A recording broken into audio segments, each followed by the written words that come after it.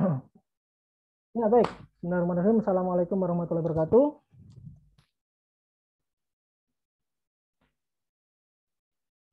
Waalaikumsalam warahmatullahi wabarakatuh. Ya, selamat siang semuanya. Setelah UTS ya, ketemu lagi dan nanti kita akan ketemu lebih panjang lagi di SPO ya. SPO itu kan pengampunya saya dengan Bu Tuti dan setelah UTS nanti saya. Kalau ini ya ini saya cuma 2 pertemuan, satunya lagi BJBL ya. Ya. Ini topen ya, mata kuliah metodologi penelitian. Kapan itu Surya ada kontak saya tapi nggak saya balas toh ini ya. Tapi yang penting kita bisa ini di sini. Jadi saya mendapatkan tugas menyampaikan. Masih bisa diikutin suara saya? Bilang loh ya, Pak suaranya nggak kedengar atau gimana ya. Nanti saya udah terus ngomong udah sampai Jakarta ternyata kalian tertinggal nggak dengar suaranya ya. Ya kan seperti ini bahwa kalian mendapatkan ya mission yang sangat-sangat ini ya sangat-sangat berat menurut saya, sangat-sangat berat ya, karena ya ini saya makanya nanti ini saya akan sampaikan ya. Ya, saya mendapatkan tugasnya menyampaikan tentang penyusunan latar belakang dan kajian pustaka ya. Ini judulnya ya. Tapi nanti juga ada tentang bagaimana menyusun latar belakang dan juga bagaimana kajian pustaka atau tinjauan pustaka atau bahasa Inggrisnya literature review ya. Tapi nanti saya akan agak sedikit kemana-mana ya, karena ini kuliah Metopen itu kan tentang bagaimana kalian diharapkan dapat membuat suatu karya tulis ilmiah ya. Kalau di sini tahapannya nanti ada proposal penelitian dulu ya, terus nanti proposal ada mana ada seminar atau ujian proposal baru kemudian pelaksanaan. Ini saya sampaikan. Halo, masih bisa diikuti?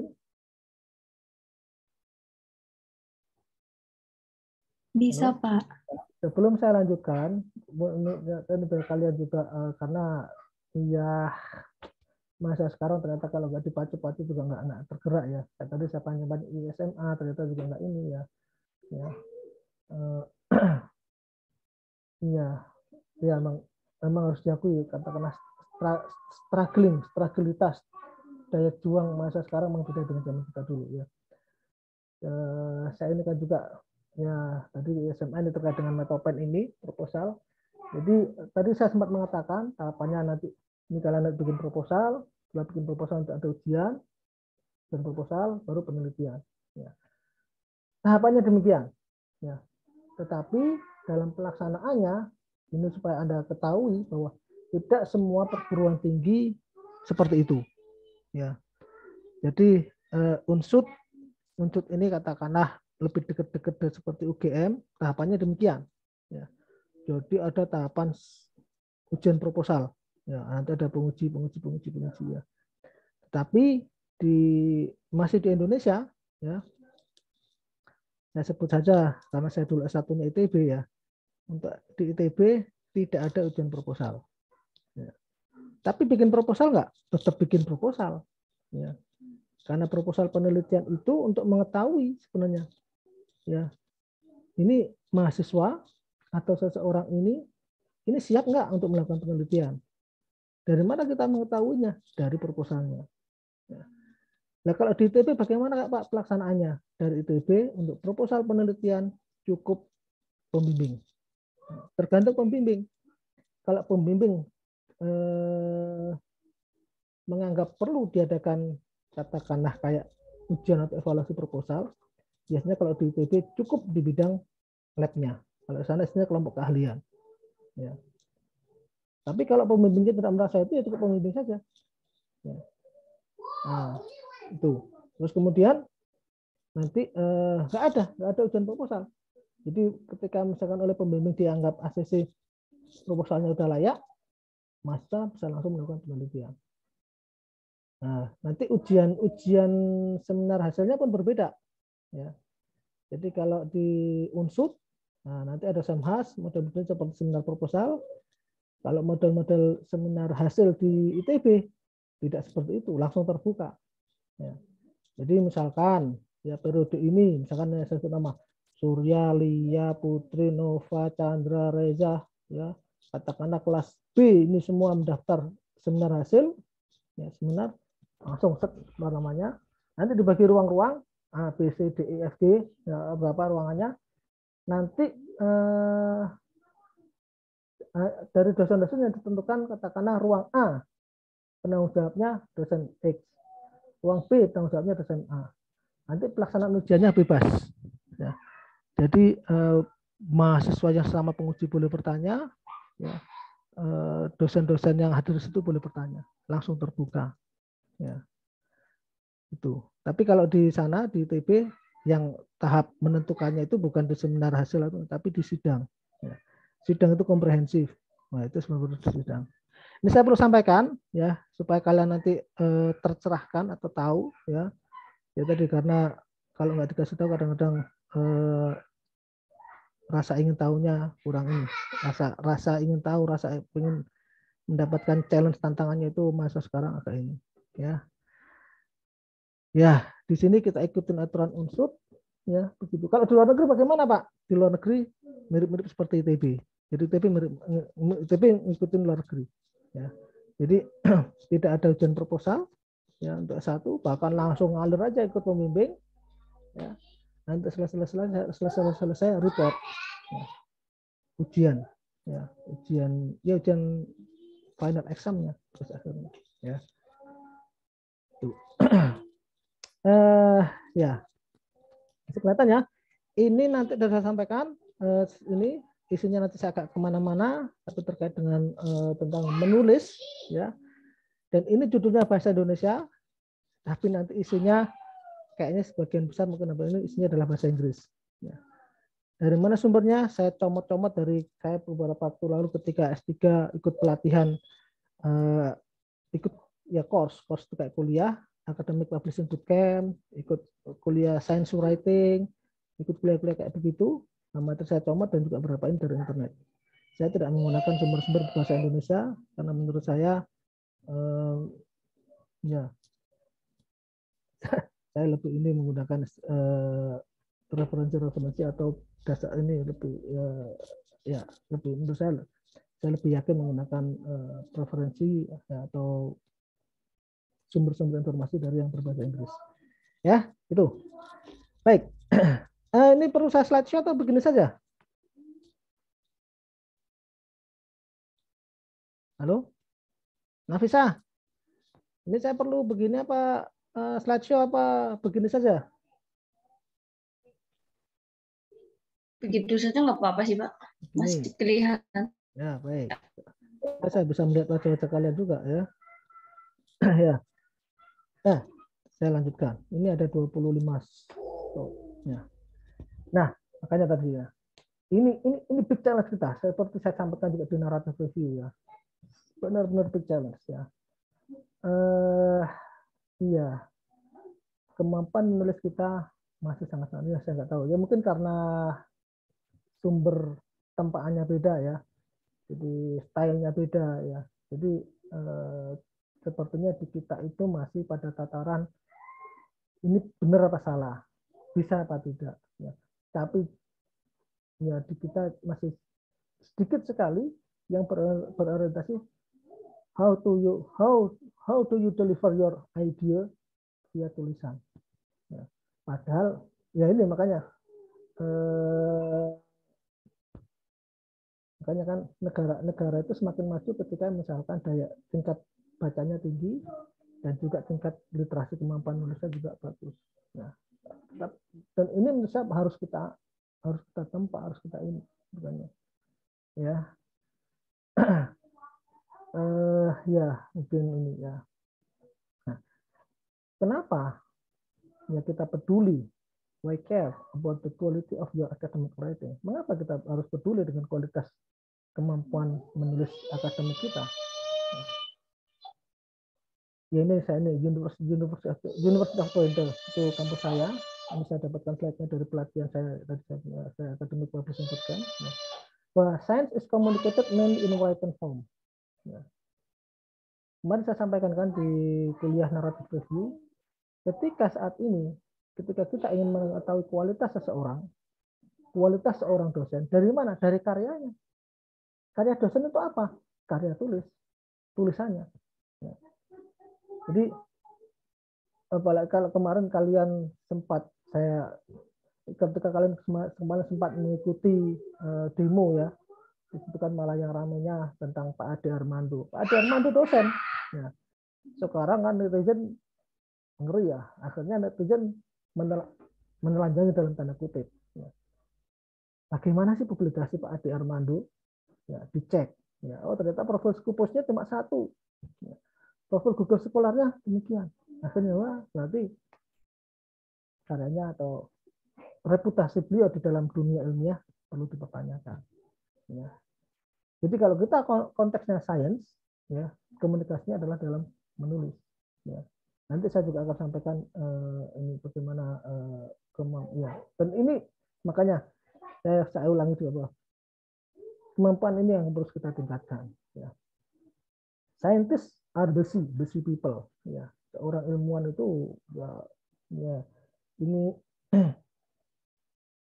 apa?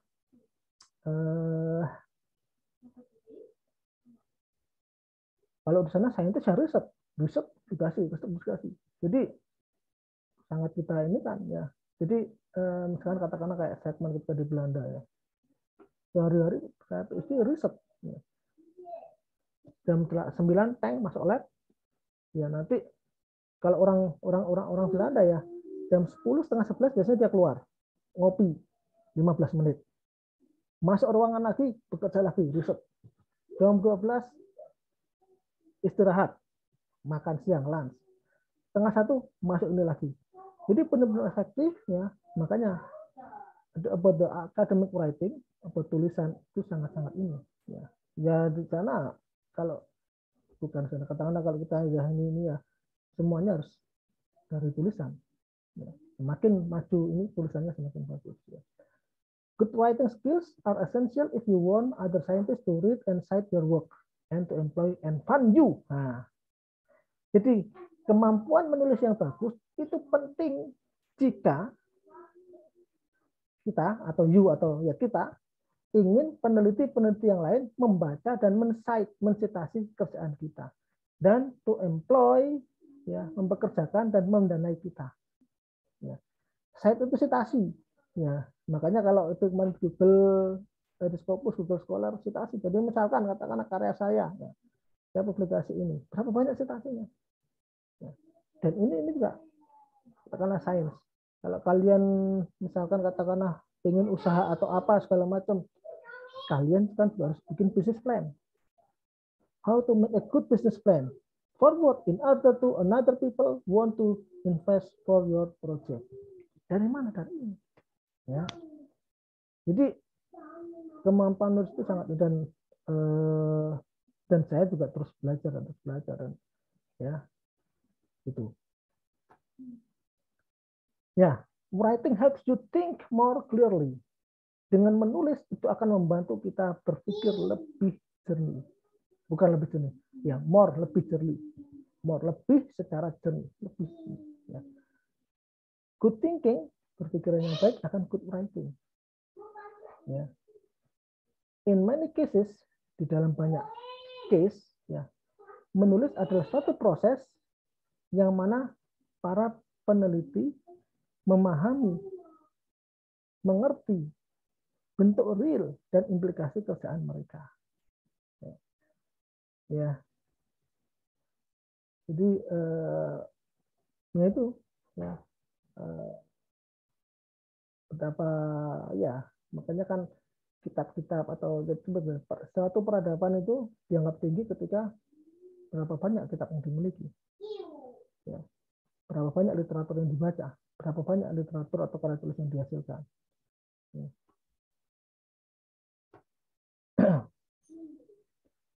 Ya. Good academic writing meets reader's need. Nah, ini ya makanya tadi sini kan ya bahwa ketika kita memiliki kemampuan menulis yang bagus akan bertemu dengan kebutuhan pembaca. Makanya kalau misalkan kalian ya saat ini sebentar lagi kan kalian akan berjibaku dengan tugas akhir kalian, dengan skripsi kalian. Semakin kalian banyak membaca, semakin kalian nanti akan menemukan mana yang enak dibaca dan mana yang enggak. Mana yang kalimatnya itu runut, mana yang bisa kita gunakan sebagai referensi, mana yang bisa kita citasi, mana yang enggak. Itu semakin banyak membaca kita akan semakin menemukan itu. Ya.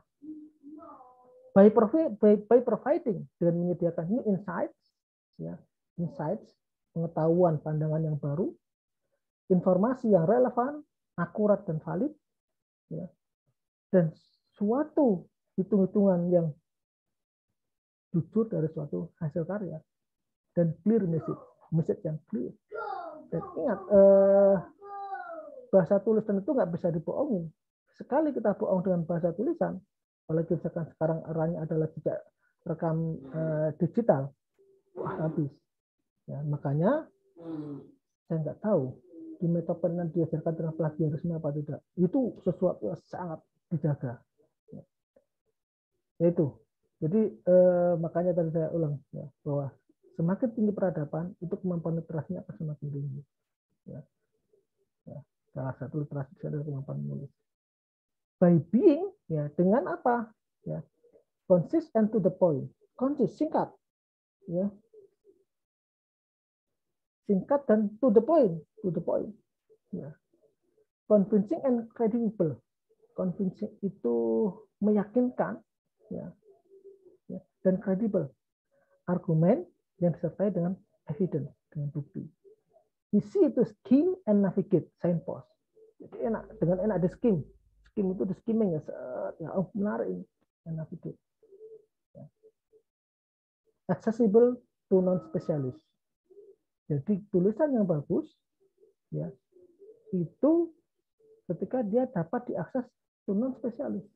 Dan ini selalu diinginkan. Ketika saya dulu ya di Belanda ikut kelas ini, bahwa misalkan nanti kita menulis introduction, ya, itu introduction kita, pendahuluan kita, itu sebisa mungkin orang umum bisa mengerti.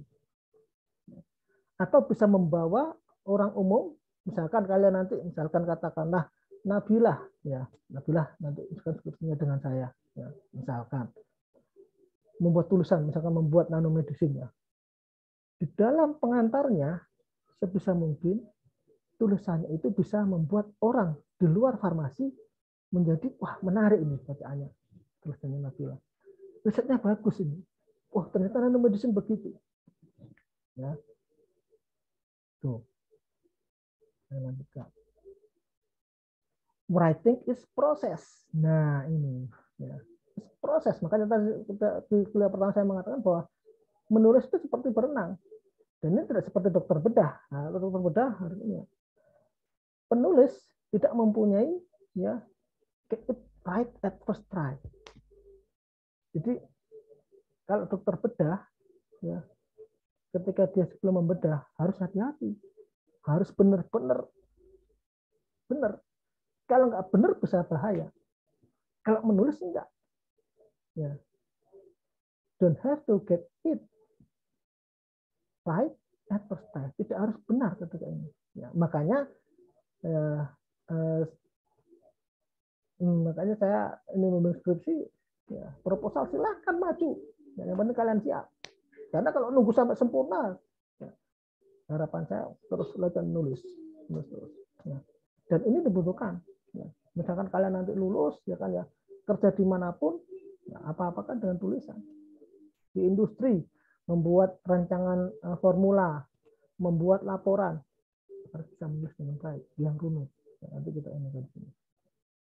Ya. Dan seperti dokter bedah, ahli bedah, penulis membutuhkan a lot of practice, latihan, practice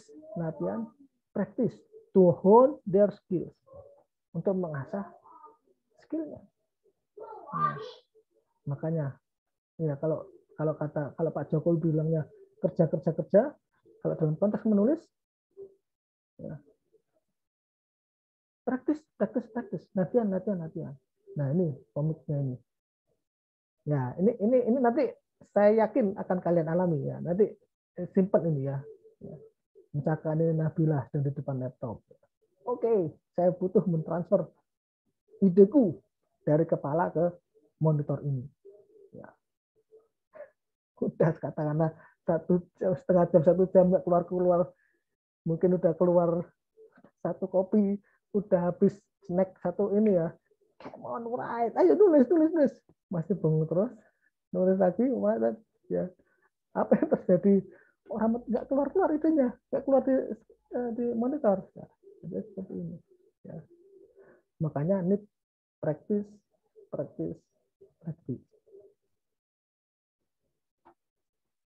Nah, kita agak masuk ini ya. Nah, sekarang masalah utama terkait dengan mutu tulisan, ya, bacaan teks tulisannya. Pertama, lack of coherence, kekurangan coherence. Coherence itu kesatuan. Ya. Bagaimana ini? Weak logical structure. Ya, mengalami struktur logis yang lemah. Ya, jadi kelihatan meloncat-loncat. Habis bicara begini, bicara begitu, bicara begini lagi, bicara itu lagi. Ya. Kemudian paragraf lacking clear point. Paragraf kekurangan poin yang clear, yang jelas. Nah ini, poor flow between paragraph. Jadi flow, alur antar paragraf itu poor, lemah. Ya. Makanya ya, saat nanti kalian misalkan nulis proposal, udah tulis saja. Ayo ada tulis. Nanti tulis, nanti ada tulis, baca lagi. Tulis nanti kan akan mendapatkan sesuatu yang ini. Ya. Oh, jadi wah ini lebih baik. Nah, sini logical, urutan logis dari informasi. Kemudian kekurangan clarity, kejelasan. Kalau coherence, kesatuan, clarity, kejelasan. Nah, di sini flow at sentence level. Alur pada masing-masing, alur pada level-level kalimat. Kalimat-kalimat ya, difficult to read, susah untuk dibaca dalam in terms, dalam alur informasi, flow chart alurnya. Text to wordy, use of jargon. Ya. Jadi kalau di dalam tulisan ilmiah ya, itu harus tadi konsis, ya, harus simple tapi tajam. Wordy itu terlalu banyak kata-kata, jadi nggak spesifik, nggak fokus. Kemudian selain itu adalah unclear transition, transisi yang unclear, yang tidak jelas, tidak bersih antara kalimat. Ini bayangan lain dari menulis. Selain tadi renang, kita terus berlatih. Menulis seperti ini, organizing bits of information. Kita punya ide banyak, ya. Tapi kita ya merangkai ide-ide itu dalam bentuk suatu tulisan, ya. Dan ilmuwan yang bagus, dan ini makanya di saat ini dituntut kalau kita bicara konteks dosen, akademik, tadi kan, bagaimana kita bisa mengetahui kepakaran seseorang? Lihat profil Google Scholar-nya, lihat profil Scopusnya, ya. Itu dari sebuah tulisan, ya, seberapa banyak karya yang dihasilkan. Lebih jauh lagi, ya ini lebih lagi ya. Dan ini saya temukan di profesor-profesor di bulan nanti saya tunjukkan, ya, profesor saya. Nah, saya nggak nyiapin wajahnya, tapi saya lihat karyanya. Profesor-profesor di Belanda, selain nulisnya bagus, kemampuan speakingnya juga luar biasa.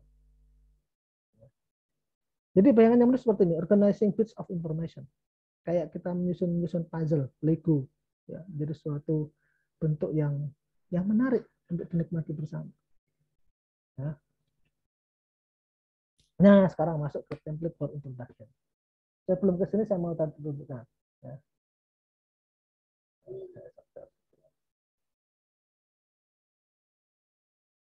Belum kita masuk ke babak inti introduction atau ini. Saya mau tunjukkan ini. Kelihatan? Screen saya kelihatan? Terlihat, Pak. Nah, ini saya tunjukkan bagaimana kemampuan literasi dan kemampuan menulis profesor saya. Tadi saya ya harus menjaga saya ini eh, apa tadi ini saya dapatkan artikel beliau ya. Ini profesor saya ini Pak Kirkstone. Ya. Kalau nggak percaya, dia afiliasinya 456.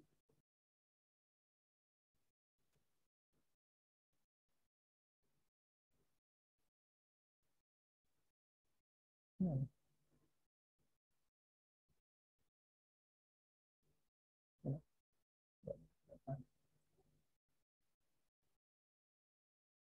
Ya 456 sudah 456. Nah, 4 4 Departemen of Pharmaceutics, Utrecht Institute of Pharmaceutical, Utrecht University, Department of Biomaterial Science and Technology, University of Twente, kampus saya. Kemudian dia juga afiliasinya di Department of Surgery Singapura. Ya. Kenapa saya sampaikan di sini Bu untuk gambaran tadi sebenarnya Bu ya, bahwa ini fresh from the oven. Ya. Ini artikel ini ya itu berbicara tentang ya menjelaskan ya. Ini kan udah vaksin ya, berapa ini ya? Vaksin menggunakan mRNA based. Ya. Ternyata ya kan ada Moderna, ada AstraZeneca, ada Pfizer, itu kan yang menggunakan vaksin menggunakan mRNA based. Dan dari situ kan kalau bahasa kita kipinya banyak. Nah, oleh beliau-beliau ini jadi suatu artikel. Ya. Dan kalau kalian pengen ini, ya saya sampaikan di sini. Ya. Jurnal ini Nature Nanotechnology itu impact faktornya 39,21. Ya luar biasa punya 39 ya. Semakin tinggi impact factor ya. Ya kalau di orang-orang Indonesia ya, kayak saya kemarin publish dengan impact factor 5 aja udah alhamdulillah banget. Ini 39,21. Maksud poinnya saya ini kan apa? Bayangin ya. Kalau kita punya kemampuan menulis yang bagus, ya, ini kan baru fresh makanya sesuatu yang baru ya langsung bisa kita tulis dalam kondisi ilmiah akan diterima di jurnal dengan bereputasi yang sangat bagus. Ini kan baru, belum selesai. Masih terkini, masih anget-angetnya. Ya, ini menjawab mengapa orang-orang yang kena vaksin Moderna, Pfizer, AstraZeneca, atau vaksin-vaksin yang menggunakan pendekatan mRNA based itu banyak mengalami KIPI. Nah, pakar-pakar ini menjawab ya melalui review artikel, naratif review, ya, dengan pendekatan nano medicine. Ya. Itu sekilas ya bahwa ya kemampuan menulis itu sangat-sangat tinggi ya dan cepat sekali. Bayangin kan ini masih sini kan ya ini saya nggak yakin kalian udah pada booster semua. Saya aja juga belum booster. Saya nanya-nanya dulu boosternya apa gitu kan karena takut dengan kipinya ya.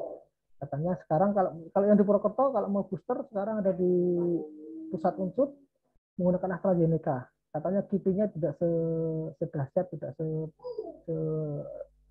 semengerikan Moderna katanya. Nah itu ya. Kalau kemarin saya cerita di naratif review bagaimana profesor saya itu menulis The Battle of Nanopaclitaxel. Ya, jadi tulisan ini yang luar biasa. Saya sampaikan itu ini dan ya, that is inspiration. Ya, kita mungkin kita ikutin sesuatu yang baik. Ya, kami sudah pertanyaan. Maka saya akan ada tanyakan sebelum saya lanjutkan ke bagian inti introduction. Dan tanyakan. Nabila yang tanyakan, Nabila kamu mau seminar proposal kapan? Belum tahu, Pak. Ya kalau kamu kan sudah siap proposal, silakan seminar proposal bulan depan. Pokoknya kalau sama saya, mahasiswa siap kapan maju. Ya, gantung ke siapanya. Saya nggak akan ngondelin, nggak akan ini. Ya, kemudian masalahnya, ya ini kayak ini yang akan tingkat kalian 2018, ya ada yang pengen lulus Juni, ya meskipun baru bimbingan berapa, silakan, kamu kan mau. Ya. Mau tunggu-tunggu tulisannya juga belum tentu tulisannya. Emang udah ada yang revisian ya, tapi juga nggak yakin tulisannya akan super excited akan ini. Karena ya standarnya beda. Ya, ada yang tanyakan? Nggak ada. Baik, kita ke introduction. Nah, ini saya tidak terlalu concern ketika tim Metopen berdiskusi tentang tantangan pembelajaran ya. Karena menurut saya ini harusnya bukan not only latar belakang ya. Ini kan latar belakang ya. Jadi kan menurut saya harusnya penyusunan introduction. Ya. Karena latar belakang itu bagian dari introduction. Ya. Dan jadi kalau kita di konteks ya itu kalau misalkan di katakanlah format proposal kalian pun format skripsi tulisnya bab 1 kan pendahuluan ya. Tapi mungkin dipikirnya karena si pendahuluan itu cukup berlembar-lembar bahwa jadi fokusnya di background. Tapi saya akan masuk tentang introduction, tapi juga nanti akan saya paparkan juga tentang background, latar belakang ya. Ini template for introduction ya. Ini nanti ada ya. Jadi di dalam dunia tulisan non fiction manuskrip, non fiction teks ya, karya-karya atau tulisan-tulisannya non fiksi yang ilmiah itu tidak ada standar baku. Ya. Maksudnya begini, ya standar bakunya maksudnya misalkan standar bakunya umumnya ya misalkan dalam suatu karya ilmiah itu introduction, method, results, ya result yang terpisah, ada yang result and discussion, conclusion, ya reference, ya pustaka, ya. Jadi introduction, method, results, ya reference malah itu. Karena conclusion juga beberapa jurnal tidak ada conclusion, it's fine, nggak masalah, ya. Jadi tapi ini yang kita kenalkan sini. Jadi maksud saya sampaikan sini adalah nanti jangan sampai kalian kaget, loh kok di artikel ini di jurnal ini tidak ada conclusionnya, nggak masalah, ya. Itu tergantung dari masing-masing pihak ininya jurnal, ya. Dan saya pesan buat kalian, ya, jadilah orang yang bijak. Apa itu orang yang bijak? Jangan mudah menyalahkan orang lain. Karena apa? Karena belum tentu pengetahuan kita nyampe ke sana, gitu enggak? Ya, ya. Maksudnya begini, katakanlah ya. Contoh, Surya Nugraha ini orang Tasik ya. Kamu Tasik apa Ciamis, Surya Nugraha? Tasik, Pak. Tasik ya. Dia yang orang Tasik, saya orang sekarang Purwokerto. Yang saya tahu ke Tasik bisa naik bis, ada bis Budiman. Sekarang juga bisa naik kereta Serayu. Ya. Tapi saya ngotot, ya. Bis ke Tasik itu hanya ada bis Budiman, kereta hanya ada Serayu. Ya. Ngotot saya. Ya. Ngeyel debat. Padahal yang tahu rumah sana kan Surya Nugraha. Ya. Nggak bisa Pak, nggak hanya Budiman dan Serayu Pak. Ya, kita bisa naik ini ya. Kalau orang nggak bijak, ngotot, nyalahin, don't be a person like that. Jangan menjadi orang seperti itu.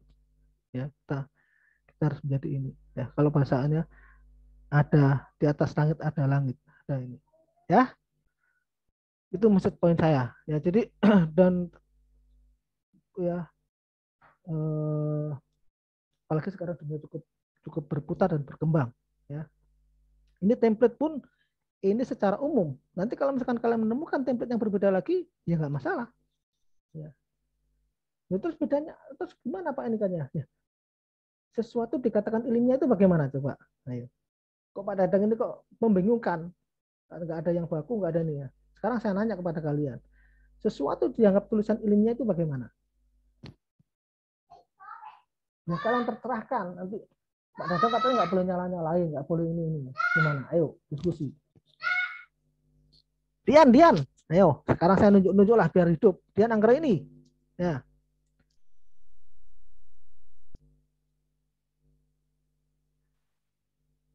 Tulisan Menurut saya, ah, ya menurut saya mungkin kalau yang dikatakan ilmiah itu kalau bisa dibuktikan kebenarannya gitu mungkin ya Pak. bisa dibuktikan kebenarannya.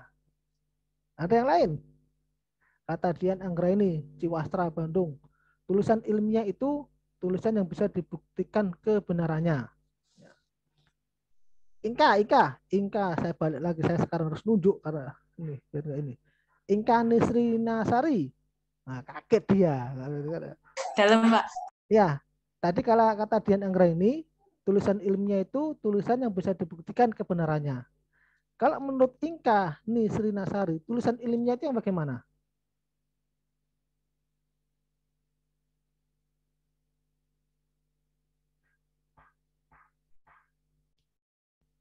Mohon maaf, Pak, boleh diulang, Pak? Ya, menurut Inka Nisri Nasari, tulisan ilmiah itu yang bagaimana?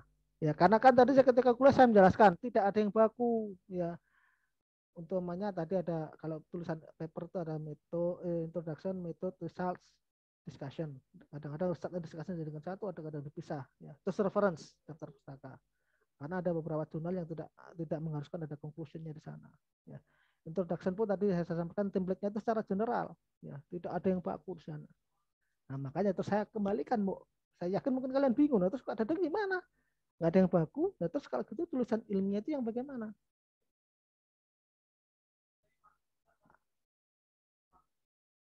Nah, bingung dia.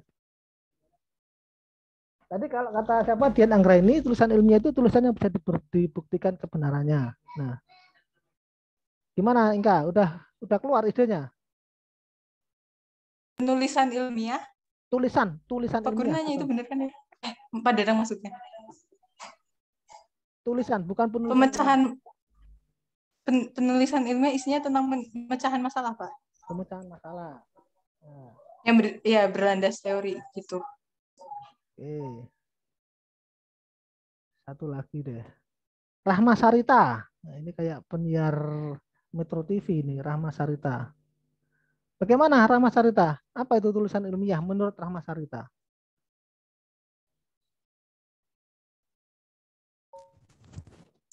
Tulisannya sistematis ya Pak. Sistematis. Sesuai dengan kaidah ilmiah. Kayak objektif gitu Pak. Ya. Kalian pernah tahu kan baca-baca novel? Novel itu tulisan ilmiah atau bukan?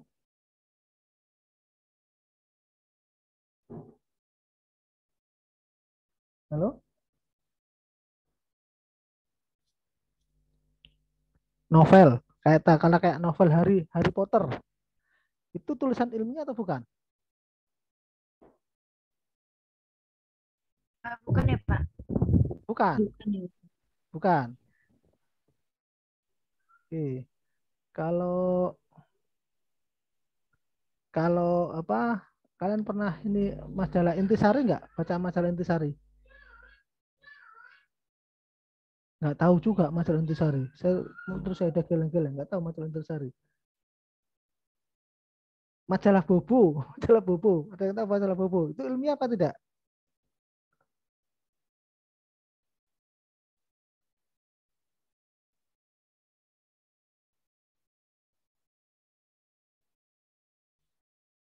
Oke, simpan dulu pertanyaannya, nanti jawabannya ya. Yang jelas tadi yang disampaikan oleh Dian, Inka, terus Rama Sarita, yaitu itu benar semua ya. Tapi nanti kita coba, saya akan paparkan dulu, nanti kita di belakang. Berarti tadi pretest, nanti post testnya nanti ya. Baik, kita ke introduction ya. Nah, ini template for introduction, template secara umum ya. Ada background dan problem area, ada latar belakang dan masalah ya, atau latar belakang masalah. Jadi isinya ada establish the importance of your field ya. Jadi ya kemukakan importance, urgensi ya dari bidang kita apa. Kemudian sediakan informasi tentang latar belakang, define ya, perjelas terminologi dalam title, judul, dan atau keywords. Nah, penyusunan keywords dalam abstrak itu juga nggak bisa asal ya. Karena keywords itu nanti akan kalau dalam konteks sekarang akan membantu mempermudah orang mengakses kan kalau nanti mencari di Google atau di PubMed, itu kan pasti ada kata kunci. Nah, itu kata kunci itu akan kalau di dalam bahasa mesin pencari itu menggunakan keywords dari masing-masing abstrak tulisan tersebut. Present the problem area and current research focus. Ya, hadirkan masalah dan fokus penelitian terkini. Ya, di sini template for introduction ada literature review atau kajian pustaka. Nah, makanya kalau di kita literature review terpisah kajian pustaka menjadi bab 2. Ya. Kalau di kita latar belakang itu introduction biasanya berisi latar belakang, ya, latar belakang masalah, ya. Terus kemudian nanti ada objektif tujuannya, ya, terus perumusan masalahnya. Ya, makanya kalau di template di format proposal penelitian skripsi kita kan bab 1 pendahuluan, bab 2 tinjauan pustaka. Bab 1 pendahuluan ada latar belakang masalah, ada perumusan masalah, ada tujuan, ada manfaat. Itu masuk ke dalam introduction pendahuluan semua. Ya. Ini kalau saya ini kan yang di mana di ini kita agak skip dulu karena nggak sesuai dengan format proposal penelitian kita, dan nanti kita bahas terpisah, kita terus dengan pustaka. Ya. Kemudian the gap, the problem dan the hypothesis. Ini maksudnya ke pendahuluan juga.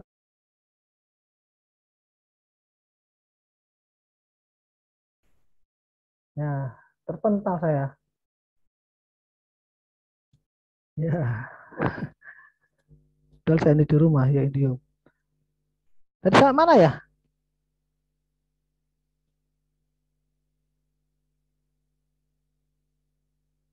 Halo, saat mana tadi? Halo, halo. Sampai poin 2, Pak. Oh, ya. Literatur. Ya, jadi ini kita agak skip dulu ya. Ini nanti kalau di proposal di ini kan kita literatur review ini masuknya bab 2 ya. Tapi nanti juga saya karena judul tugas yang diberikan saya tentang latar belakang dan kajian pustaka ya. Nah, di introduction lagi ada the gap and the gap ya, gap ada yang miss juga, gap telah ya, masalah dan hipotesisnya. Ini juga di introduction. Nah, locate gap in the research. Jadi kita harus bisa memetakan locate, harus benar-benar ya, makanya biasanya kalau pendahuluan ya kita udah memberikan ini alurnya ya. Jadi biasanya kalau kita di ini pendahuluan ya, alurnya demikian. Dari sesuatu yang sifatnya general, umum, hingga ke spesifik. Ya, umumnya begitu. Istilahnya apa? Deduktif ya, dari sifat yang general. Nah, nanti tujuannya kita gongi, ini kita mau riset ini. Gitu. Ya. Makanya kalau di beberapa ini pustaka ini kan panah, dia ada dengan ditambahkan gambarnya fokus begini dengan suasana dari atas lebar semakin mengerucut kecil. Ya. Jadi di situ kita harus apa? Memperjelas, melokalisasi gapnya dalam penelitian apa. Gambarkan masalah yang akan kita tuju, you will address, yang akan kita sasar, yang akan kita tuju. Present the hypothesis to be tested. Hadirkan hipotesis kita yang akan kita ujikan. Ini terus ada overview of the present paper. Ya. Nah, tapi ini template-nya, alurnya dari general ke spesifik. Sehingga nanti misalkan dari general, dari spesifik, di endingnya, however, ya, altogether, ya, based on the description atau dengan demikian, ya, di dalam penelitian ini, ya, kita akan melakukan bla bla bla bla bla bla dengan pendekatan ini. Gitu, ya. Oh, ini dibersihkan dulu. Nah, tadi kan masalah di dalam kita menulis ada lack of coherence, ya. Kekurangan dari kesatuan. Bagaimana cara kita meningkatkan coherence kesatuan itu? Di antaranya focusing on structure before detail content. Fokus pada struktur sebelum detail. Makanya ya Anda diminta bikin outline. Tujuannya apa? Outline itu menjadi kerangka berpikir Anda. Supaya apa? Supaya koherensinya kelihatan, kesatuannya kelihatan. Ya, alurnya. Ya, tadi kalau tadi di introduction kelihatan dari besar ke kecilnya itu. Urut-urutan satuannya kelihatan. Supaya tidak ada mengurangi yang miss. Supaya ceritanya itu enak. The flow of the information, alur informasinya itu enak. Pembaca juga enak. Oh, ya, oh begini maksudnya. Ya. Nah, ini kan makanya developing paragraph and flow, mengembangkan paragraf dan alurnya. Ya. Paragraf. Nah, paragraf itu adalah suatu seri ya, kumpulan dari kata kalimat-kalimat yang mendiskusikan satu topik dan satu topik spesifik, ide spesifik. Ya. Jadi dalam menulis ya, makanya seingat saya dulu ketika bahasa Indonesia mungkin SMA kalian jadikan dikenalkan kan ada kalimat utama, kalimat tambahan, ya kan ya. Nah, dan itu harusnya kalau misalkan negara ini kita itu ingin memiliki orang-orang yang memiliki kemampuan menulis yang bagus, harus diperbanyak latihannya. Ya. Itu kan kalau di dalam satu paragraf kalau dalam bahasa Indonesia ada kalimat utama, ada kalimat tambahan. Nah, ini adalah one topic, one specific idea. Jadi ada topik utamanya apa dan tambahannya apa. Paragraf itu ya adalah suatu self-contained atau dari diskusi ya, unit discourse ya, yang ditandai dengan identasi atau suatu spasi garis line space. Start a new paragraph or a new subtopic or when there is shift in the way the topic is being discussed. Mulai dari paragraf baru untuk suatu subtopik baru atau ketika ada dari shift, ada pergeseran tema, ada pergeseran topik yang sedang didiskusikan. Nah, ini penting juga. Ya. Misalkan katakanlah paragraf pertama bercerita tentang nanoteknologi. Ya. Paragraf pertama nanoteknologi. Kemudian saat ini padahal misalkan mau membuat nanomedicine dari habatus sauda, misalkan. Ya. Kamu akan cepat tentang nanoteknologi, nanomedicine. Terus ini katakanlah satu paragraf. Paragraf berikutnya kita bergeser. Kita mau menerangkan tentang habatus sauda. Nah, sehingga paragraf berikutnya berkaitan dengan habatus sauda. Next paragraf kita mau menggabungkan tentang nanomedicine, habatus sauda, begini. Ya. Look at image of paragraph, lots of hamburger. Nah, ini bayangan tentang paragraf. Ya. Mau ke paragraf, introduction, topic sentence, support, explanation, and conclusion. Paragraf. Jadi dalam satu paragraf kan harus 11 kalimat utamanya, kalimat tambahannya, ya. Dan ini ya itu, ya tadi alur, ya. Isi turit, understand turit seperti itu. Ya, makanya tadi membuat kalimat yang efektif, not wordy. Wordy itu terlalu banyak kata. Ya, betul. Nah, ini salah satu katakanlah apa ya, mungkin bawaan orang Indonesia yang suka berbahasa basi ya, sehingga seringkali dalam membuat tulisannya kalimat-kalimatnya itu berbahasa basi ya.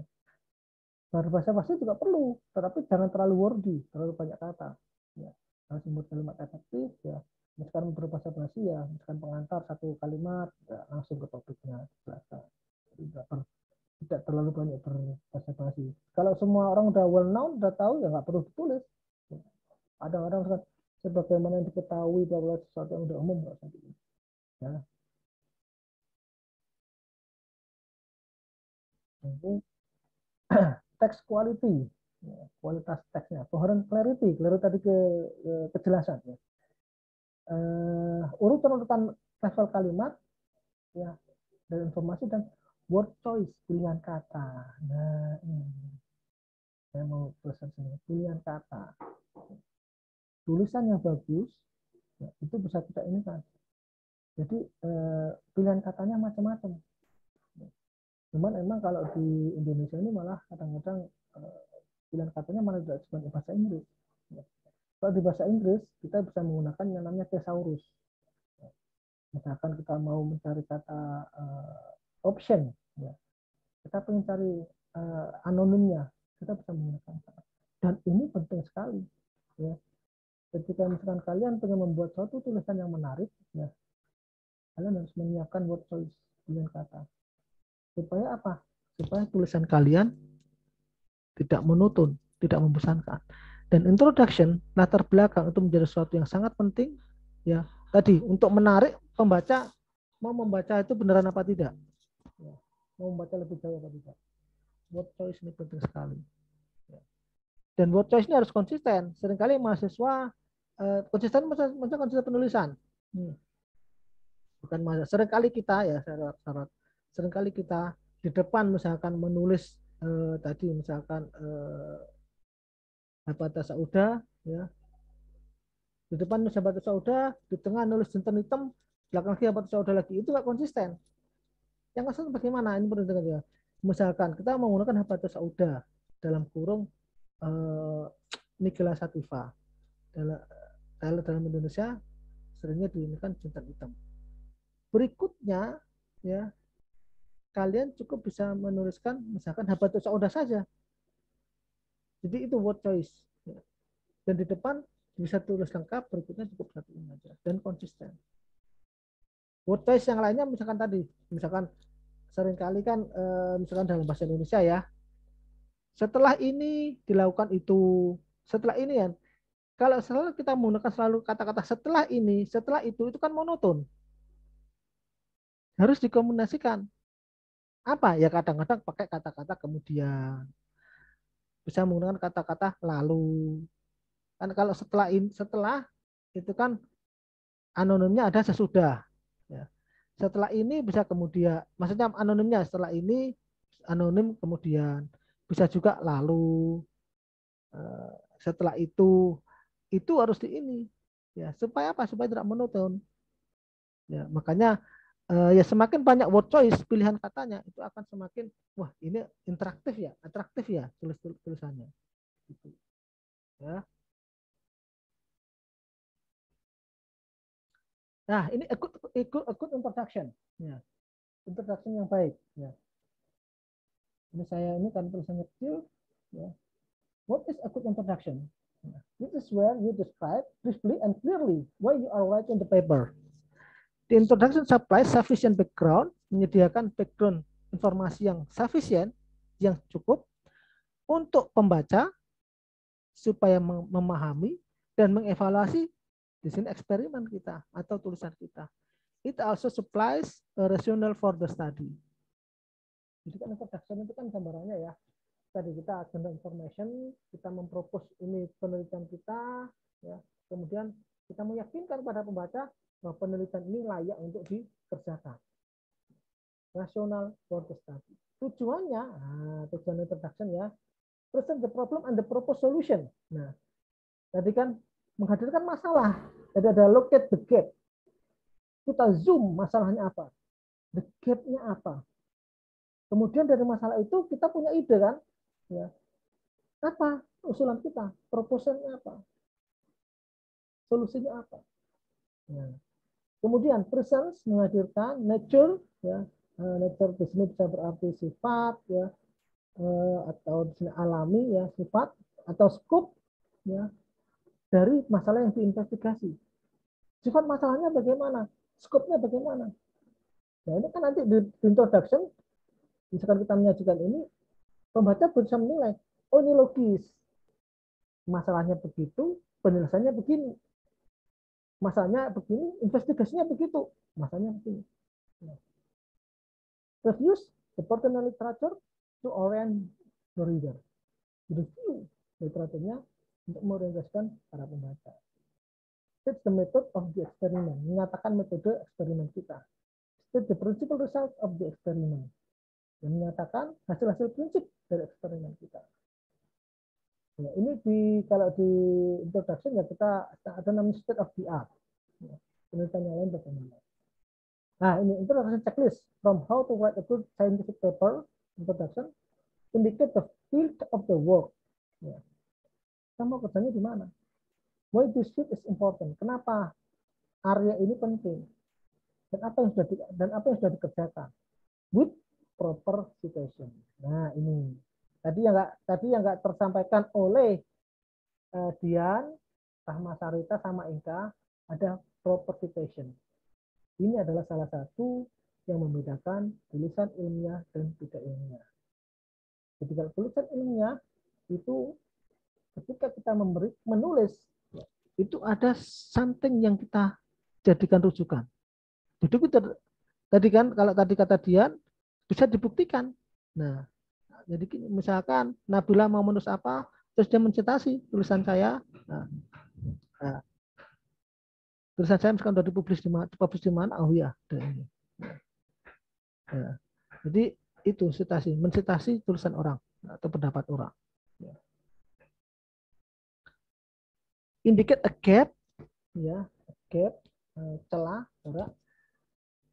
raise research question, angkat pertanyaan atau perumusan masalahnya, ya, or challenge, tantang sebelum bekerja di dalam teritori tersebut. Ya. Sebenarnya outline the purpose, tujuan, dan announce, umumkan the present research, penelitian saat ini, secara jelas mengindikasikan apakah itu novel itu baru ya, dan mengapa itu cukup signifikan. Nah, ini kita harus bisa meyakinkan, oh penelitian ini sesuatu yang baru, sesuatu yang belum ada sebelumnya, ya, secara clearly, secara jelas. Yang perlu diingatkan, avoid, hindari, cegah, mengulangi abstrak, menyediakan informasi-informasi latar belakang yang tidak perlu, exaggerating the importance of the work, ya, menampilkan atau menyisihkan ya urgensi dari kerja kita, ya. Claiming novelty, mengklaim kebaruan tanpa a proper literature search. Kita mengklaim ini baru, tapi tidak disertai dengan literatur. Tidak disertai dengan referensi kita apa. Buktinya mana? Nah, makanya ada citasi di sana. Masuk ke 10 tips ya. Kalau udah tips ini biasanya mahasiswa senang. 10 tips untuk menulis suatu introduction yang efektif untuk membuat suatu original research paper. Ya, karya-karya tulis dari hasil riset yang original. Yang pertama, start broadly and then narrow down. Mulai dari yang luas, secara luas, lalu kemudian dinarrowkan, sempitkan, dispesifikan. State, nyatakan the aim, tujuan dan kepentingannya, urgensinya. Cite thoroughly but not excessively. Nah, citasi thoroughly, citasi dengan benar-benar, dengan menyeluruh, but not excessively, tapi tidak berlebihan. Yang keempat, avoid giving too many citation for one point. Hindari. Ya, maksudnya begini, hindari memberikan citasi yang terlalu banyak pada suatu titik tertentu. Di beberapa jurnal dia, jadi misalkan begini, ya, misalkan misalkan Habat Sauda atau Minyak Cinta.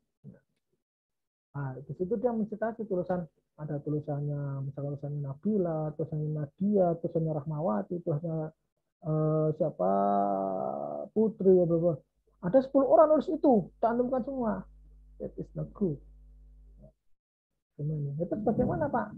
Ya citasi yang beberapa saja. Ada beberapa jurnal yang dia mensyaratkan paling banyak 3 untuk satu poin tersebut, tergantung jurnalnya. Gitu. Ya, tapi ya 3 ada sudah cukup ini. Ya. Clearly state, ya, either your hypothesis or research question. Nyatakan dengan clear, ya, baik itu hipotesis kita maupun perumusan masalah kita. Perhatikan dengan memberi an overview of the paper, ya, overview paper kita, ya. Makanya tadi dari general, ya, kemudian mengerucut ke bawah, mengebawa ini overview, sehingga dengan demikian kita melakukan penelitian. Keep it short, ya, short, tidak terlalu panjang. Show, don't tell. Show, tunjukkan, don't tell. Jangan apa ya? Jangan menggurui, mungkin di sini lebih ininya ya. Nah ini, don't bury your readers in detail. Ya, ini kan menarik kan? Nulis itu kan nggak mudah. Kalau kalian melihat ini kan, ini maksudnya begini, begini, begini, begini, tapi tidak boleh terlalu detail. Kenapa? Kalau terlalu detail, nanti akan membunuh atau mengubur ya pembaca kita. Ini kan don't bury your readers in detail. Jangan membunuh atau jangan ini ya, membinasakan ya para pembacamu dengan sesuatu yang detail. Yang kayak introduction itu, oh, ini menarik, flow-nya bagus, ya, sehingga pembaca akan terus berusaha untuk mengikuti. Nah, yang tidak kalah pentingnya, check the journal requirement. Ini kalau misalkan kita mau submit jurnal. Dalam misalkan ini, kalau misalkan kalian sekarang arahnya adalah proposal penelitian atau skripsi penelitian, ikutin formatnya, template-nya. Kalau jurnal, lihat persyaratan atau introduction atau instruction dari jurnalnya. Ya. Nah, ini 10 tip tadi. Ini sekarang kita ke ini 10 tip untuk ke introduction. Sekarang, how to write background in the study of the study in a research paper. Bagaimana kita mau menulis latar belakang ya, dalam suatu karya tulis ilmiah penelitian. Yang pertama, at the beginning stage of formulating your thesis, dalam tahapan awal kita memformulasikan your thesis. Tesis itu kalau di luar itu tesis itu ya karya tulis ya. Jadi baik S1 bachelor, S2 master, S3 PhD selalu dinamakan tesis ya. Jadi kalau bachelor ya sarjana ya bachelor tesis, master tesis, PhD tesis ya. Ya tesisnya adalah tulisan kita lah ya, atau ya kalau di sini misalkan ini proposal atau skripsi kalian nanti. Many of the issue are still very unclear. Banyak dari isu-isu itu masih belum jelas. And you need to solidify your thoughts. Kamu perlu mengkonstruksi, mensolidkan ya. Jadi membuat mengumpulkan bits information legonya itu.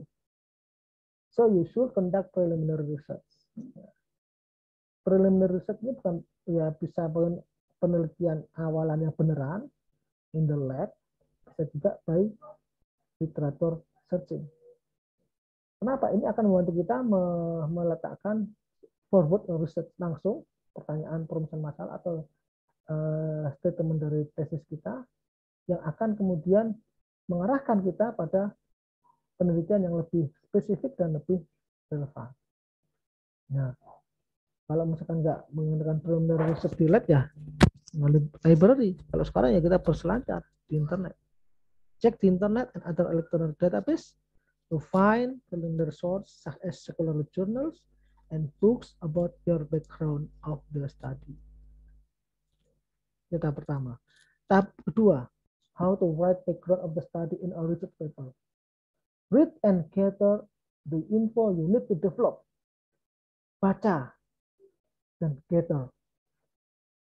Ya, dikolekkan, dikumpulkan info-info yang kita butuhkan untuk mendevelop, ya, untuk mengembangkan statement pernyataan tesis atau perumusan masalah kita yang akan memandu tesis kita. Ini lebih rincinya, you should take notes, catatan, dan also keep an accurate track of the source, sumber informasi yang kita gunakan pada poin ini. A lot of people use note cards, but it's easier to better use electronic note. Nah, sekarang kita bisa menggunakan elektronik, ya, bahkan HP bisa. Just make sure to use a form that is comfortable and easier for you. Also, make sure you cite, mencitasi sumber masing-masing informasi yang dibutuhkan pada catatan sehingga kita tidak akan lupa ya, untuk mendapatkan informasi itu dapat dari mana. Just in case you want to use it in your text. Makanya kalau ini sekarang udah internet, udah laptop segala macam ya, dan ini saya tujukan pada kalian semua, mobil khusus pada beberapa mahasiswa yang nanti katakan mau ini dengan saya ya. Nanti terkait dengan literatur search ya, terkait dengan kajian pustaka harus menggunakan yang namanya reference database. Jadi tidak manual, itu akan lebih mudah lagi. Jadi ada gratisan, saya menggunakan Mendeley. Dan itu misalkan Nabila habis baca apa, oh pustaka kajian langsung di-insert. Ya, akan lupa. Insert citasi dari artikel mana, nanti tinggal di endingnya kita insert bibliografi, nanti selalu akan membersamai, sehingga yang kita citasi di teks akan selalu matching dengan daftar pustaka kita di belakang. Yang ketiga, how to write background of the study in a research paper. Develop and pen down the research question or thesis statement. Kembangkan dan tulis perumusan masalah. Misalnya, think about the things, apa yang sudah kita baca dan kita cari, dan isu atau solusi yang sudah kita temukan oleh orang lain. And then, formulate your stance or opinion on the issue. Write out your position or opinion as an authoritative statement. You may conduct more detailed research at this point and look for more sources that are more relevant to your research question or thesis. Ini ya. Setelah kita baca-baca, maka tulis. Nggak masalah. Ya. Nanti kan akan semakin menemukan.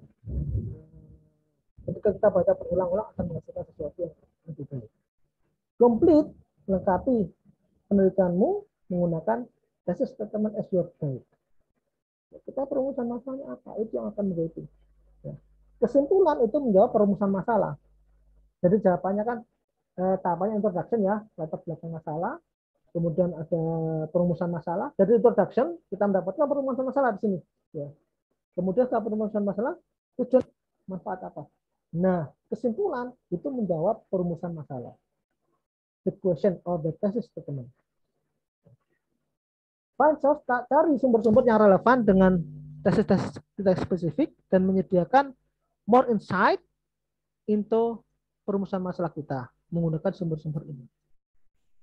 Sumber-sumber itu harus memberikan informasi ya, on the history ya, and past researchers related to your thesis. Ya sudah apa penelitiannya terkait. Yang kelima, as you create your background research, create relevant section. Karena kita akan menulis latar belakang penelitian kita, maka ya tulis seksi-seksi yang relevan. When you start writing, create 5 different sections that have the key issues, major findings, and the controversies that are surrounding your thesis, and also a section that provides evaluation and a conclusion. Ini harus kita ingat. Isu-isu utamanya apa, temuan-temuan utamanya apa, kontroversinya terkait dengan tesis kita apa. Kemudian identify the further studies that need to be done in the conclusion section. As I mentioned, solusi-solusi yang memungkinkan dari isu-isu tersebut, dan ini menjadi perhatian pada sebelum-sebelumnya. Sehingga apa? Novelty-nya jelas. Nah, yang ketujuh, karena mungkin yang terakhir, dari bagaimana menulis background yang baik, revise. Lihat lagi, direvisi, and edit your background of the research carefully. Revise and edit latar belakang kita, latar belakang penelitian kita carefully, secara hati-hati. Ya, kita dapat menulis beberapa draft dari kita, revisi, edit, mendapatkan beberapa informasi before coming up with the final one, sebelum menjadi sesuatu yang tahap akhir. Make sure its draft is better than the previous. Pastikan bahwa draft kita lebih baik daripada sebelumnya, Dan kita juga dapat bertanya seseorang, someone else to help you go through it. Ini juga yang dilakukan oleh ini. Jadi kita dulu waktu saya S3, saya punya teman sebelah saya orang Jerman. Wah, luar biasa pinternya. Tapi ketika dia tulis apa, kita selalu bilang, look, what is your opinion? Itu orang Jerman, orang yang pinter. Dia selalu, you can also ask someone else to help you go through it. Untuk membantu melihat cross-check.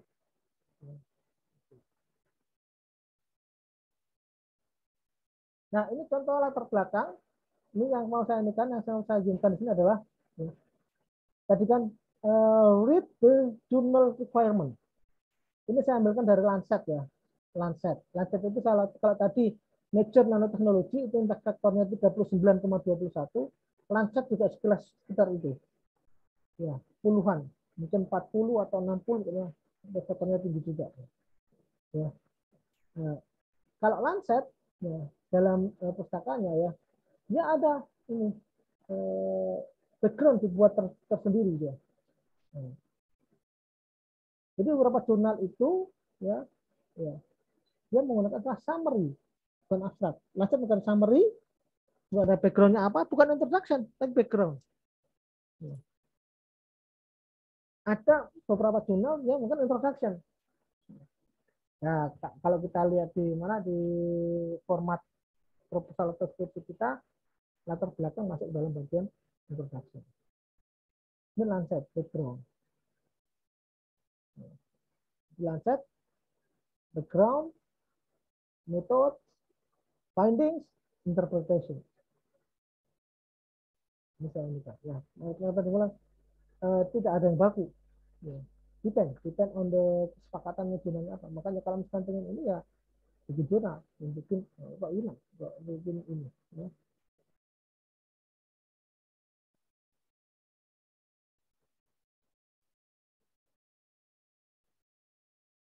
Nah ini Nature of Medicine. Kalau Nature ini juga Nature Medicine ini juga impact faktornya tinggi, ya. Dia dalam abstraknya, ya,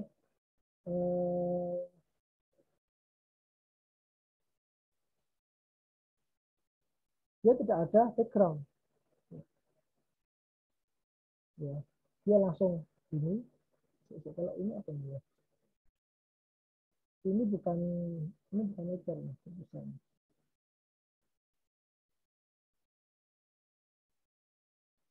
Oh, ini dia dari Elsevier.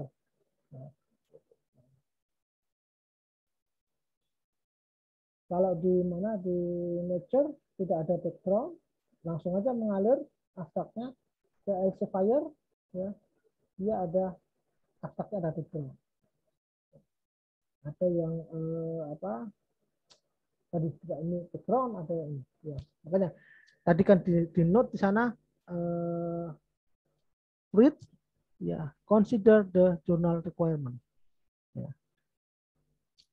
Nah, sekarang masuk penyusunan kajian pustaka. Ya. Saya tidak akan ini gambaran ya, karena nanti ya itu kan tadi yang saya sampaikan terkait dengan background, introduction itu hal-hal yang apa saja yang perlu ada di sana. Ya. Terus bagaimana ininya? Ya, kalian harus langsung terjun praktis membuat proposal penelitian. Apa tadi? Ya tadi apa aja yang harus ada di sana. Terus kemudian flow-nya harus kelihatan dari sesuatu yang sifatnya general menjadi spesifik, ya. Sehingga nanti dan tidak terlalu detail, pembaca supaya bisa mengikuti. Oh ini menarik ini. Oh ini novelty-nya bagus. Oh pustakanya ini. Sekarang kita masuk ke subtopik kedua, penyusunan kajian pustaka. Katakanlah beberapa keyword yang perlu diperhatikan. Be focused and avoid jargon. Fokus. Ya, jadi yang kita kaji, yang kita tulis dalam tinjauan pustaka itu yang benar-benar relevan dengan penelitian kita. Jangan kemana-mana. Misalkan nanoteknologi atau nanomedicine hepatitis auda, ya misalkan ya. Nah, nanti tinjauan pustakanya dicari literatur yang benar-benar bagus, yang berkualitas tentang nanoteknologi. Fokus di sana. dan avoid jargon. Hindari yang jargon. Jargon itu sesuatu yang jargon ya, kayak eksplosif gitu kata-katanya. Nanoteknologi bla bla sabar sauda bla bla bla bla. Dan kalau misalkan pustakanya banyak, maksudnya referensinya banyak, pilih referensi yang memang benar-benar dari jurnal bereputasi atau referensinya memang benar-benar bonafide. Memiliki suatu proses dan mengembangkan gaya kita, your style. Timelines and figure gambar membuat suatu perbedaan yang huge yang besar. Stay updated and be open to suggestion. Selalu diperbarui dan terbuka terhadap adanya saran. Make good use of technology. Gunakan teknologi yang bagus. Nah, ini yang terkait dengan kajian pustaka, yang penting ada citasi. Ya. Citasi tadi mencitasi. Misalkan Nadia Wahyuni Zahra mau menulis apa, dia baca dari artikel apa, itu dipakai disitasi. Ya. Jadi apa yang kita tulis itu daftar pustakanya referensinya jelas. 5 ya tujuan penting dari citasi. Yang pertama, menyediakan konteks yang sufficient, yang lengkap dari kerja kita untuk analisis kritis kerjaan kita dengan yang lain, dan juga just to enable the readers to gauge, untuk menangkap for themselves whether the author's conclusion are justified. Jadi membantu ya, menyediakan konteks yang cukup ya, terkait dengan analisis kritisnya, dan juga membantu supaya pembaca itu dapat ya, memastikan sendiri yang di justifikasi oleh penulis bukan. Ya. Jadi pembaca itu kan macam-macam ya, ada yang peneliti, ada yang profesor juga. Dilihat, si Milaton atau si Nadia ini citasinya ke paper ini, itu tidak akan ini ya, si profesor atau peneliti itu dia akan lari ke sana melihat pustakanya yang disitasi itu bagaimana. Gitu. Jadi citasi ini sesuatu yang sangat penting juga. Memberikan ya pembaca sumber latar belakang dan terkait dengan material sehingga kerja yang current work, kerja saat ini dapat dipahami oleh ya audiens sasaran kita. Kemudian yang ketiga, menyajikan ya credibility, ya, kredibilitas dengan pembaca. Misal the author mengetahui field-nya, ya, kemudian telah mengerjakan mereka sendiri, homework pekerjaan rumah mereka sendiri, dan atau menginformasikan pembaca bahwa papernya itu ya ada dalam suatu sentuhan-sentuhan atau ilmiah yang spesifik.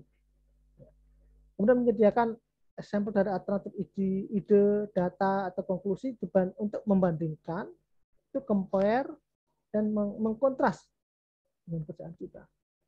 Dan yang tidak kalah pentingnya, acknowledge, ya, memberikan rasa terima kasih, pengakuan pada sumber-sumber yang relate, ya, yang memang benar-benar terpercaya untuk kerjaan mereka. Yaitu acknowledge, memberikan rasa terima kasih pada pengguna pada ide-ide data dari yang lain. Thus upholding intellectual honesty. Ini penting. Ya, citasi terkait dengan kejujuran intelektual. How to write semacam citasi? The literature search, mencari literatur. Ya, ini. Jadi melakukan literatur search, pencarian literatur sebelum melakukan penelitian. Nah, di sini kan proposal penelitian, Anda membuat kajian pustaka. And certainly before writing the paper, doing a literature search at the end often generates spurious citation, a problem that will be discussed below. Citasi penting. Jangan sampai kalian menghasilkan spurious citation. Apa itu spurious citation? Citasi yang palsu. Wah, ngeri. Tadi kan saya di depan, di awal, menulis itu sesuatu yang pertaruhan kredibilitas kita. Ya. Dan juga terkait dengan citasi itu. Jangan asal mencitasi. The most promising next papers to read are often those referenced in the relevant papers. you have already found. This is another reason why good citations are important. Their influence tends to multiply. Look in field outside your discipline. This often means looking for different search keywords, which one recursively discovers when reading the literature outside of one's discipline. While your memory of what previous papers are worth, cheating is a good start. No one ever knows the full scope of the literature in even the smallest or nice case. Don't rely on your memory alone. Nah, makanya hati-hati citasi. Jangan don't rely on your memory alone. Jangan mengandalkan memori ini sendiri. Makanya, tadi saya ulang ya, ketika kita membuat suatu tinjauan pustaka, kajian pustaka, atau kita membuat suatu paper apapun, paper ilmiah, gunakan software atau reference database. Yang gratis bisa menggunakan Mendeley, yang berbayar bisa menggunakan EndNote, ya saya cukup familiar dengan itu, EndNote atau Mendeley. Untuk menghindari ini, don't rely on your memory alone. Kemudian, when finishing up the manuscript, look for recent publication on the subject. Often, other researchers are working on similar topics and may have published papers that should be read to ensure the manuscript capture the latest terminal knowledge in the field. Ini kalau di luar seperti ini. Baca lagi. Jangan-jangan sudah ada penelitian yang serupa. Karena novelty itu menentukan kebaruan.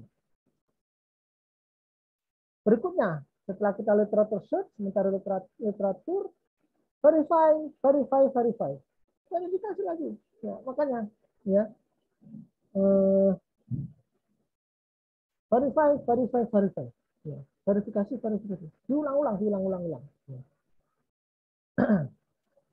Nah, yang perlu diingat adalah other problems with citation. Ada beberapa masalah terkait dengan citasi. Spurious citation, citasi palsu. Nah, apa? Ini ada citasi yang tidak diperlukan, tetapi kita memasukkannya. Jangan sampai ini. Maka jadi fokus supaya tidak terjadi citasi yang spurious. Dan ini makanya ya, sangat jarang terjadi pada jurnal-jurnal yang bereputasi internasional. Karena peer review-nya benar-benar. Bias citation, citasi yang bias. Referensinya ditambahkan ya, atau dipakai untuk alasan tertentu, ya.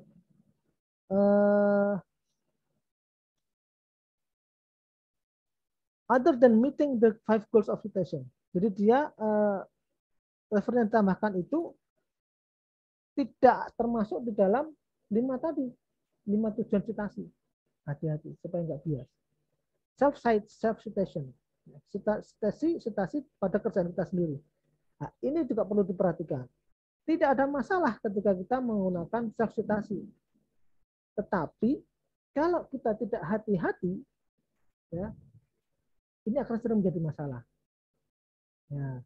Self-cites are a problem when they are either spurious or biased. Ketika konteksnya menjadi citasi yang palsu atau bias.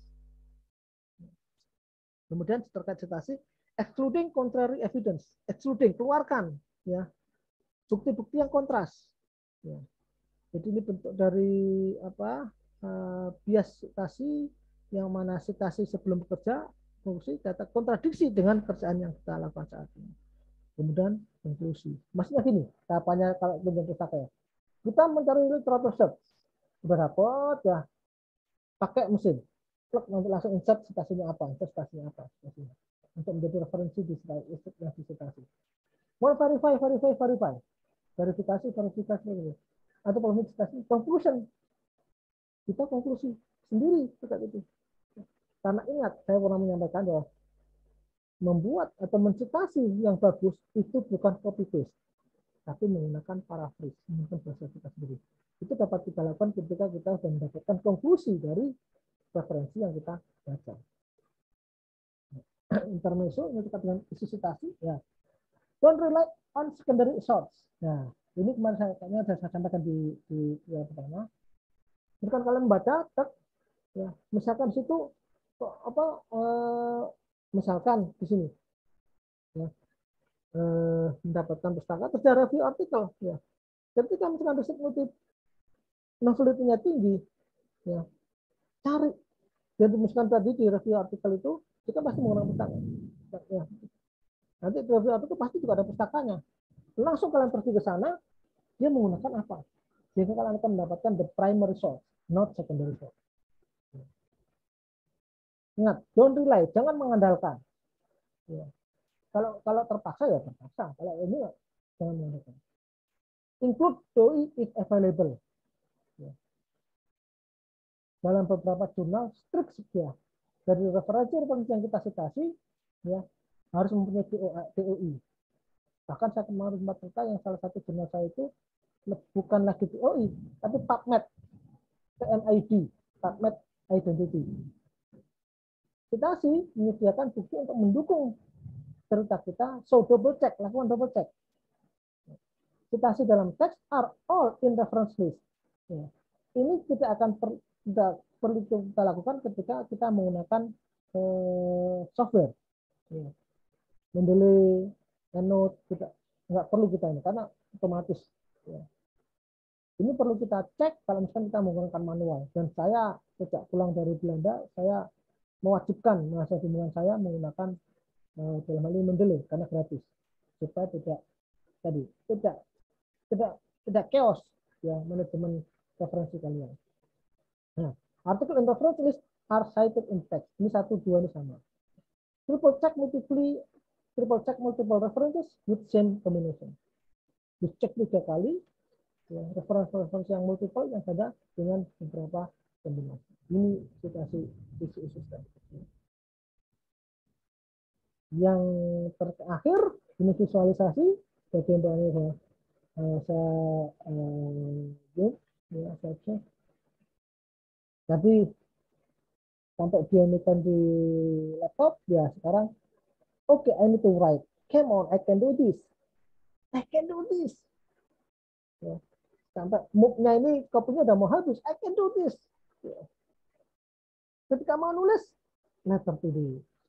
Nanti malam tunda besok lagi nggak jadi. Makanya do this. Lakukan. Ya. Whatever, makanya tulis. Nanti kalau kita hanya ngawang-ngawang kita akan ini. Ya, tulis nanti akan ini kelihatan bentuknya. Oh salah ini. Jadi biar tidak terus berselancar. Ya, baik. Begitu. Terima kasih. Ya, silahkan ada mau tanyakan. Saya